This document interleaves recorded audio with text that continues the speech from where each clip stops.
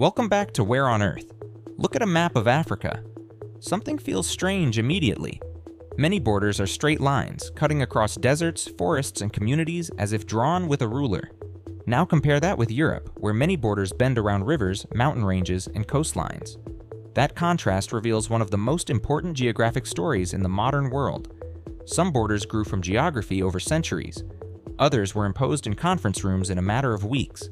In 1884, 14 European powers met in Berlin to divide much of Africa during the scramble for Africa.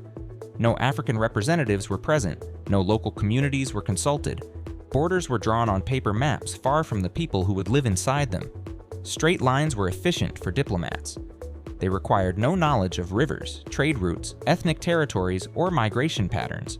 But a straight line on paper cuts through real human geography on the ground. Communities that had lived together were separated. Rival groups were forced into the same colonial state. Trade networks were split. Grazing lands were divided. When African countries gained independence decades later, they inherited these borders. Many new governments faced the same impossible question. How do you build national unity inside boundaries that never reflected shared identity? In many places, that challenge still shapes politics today.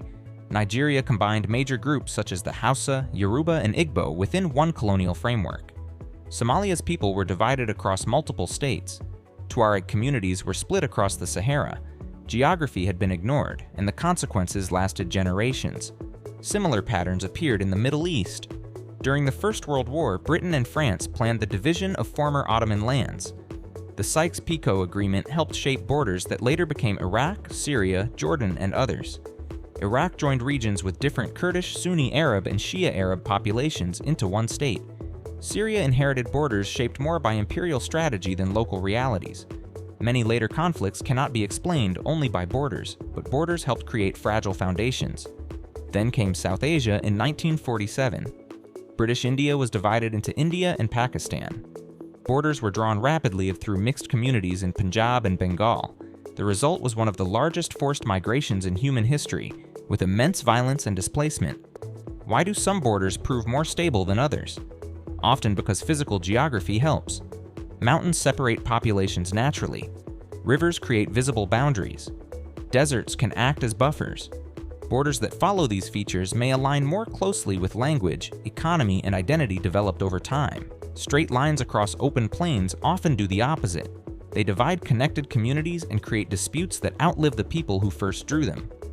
Borders are never just lines. They shape citizenship, conflict, trade, and memory.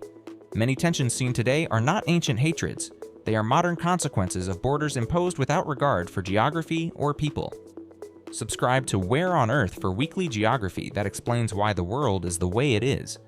Because the world looks very different when you understand the lines drawn on the map.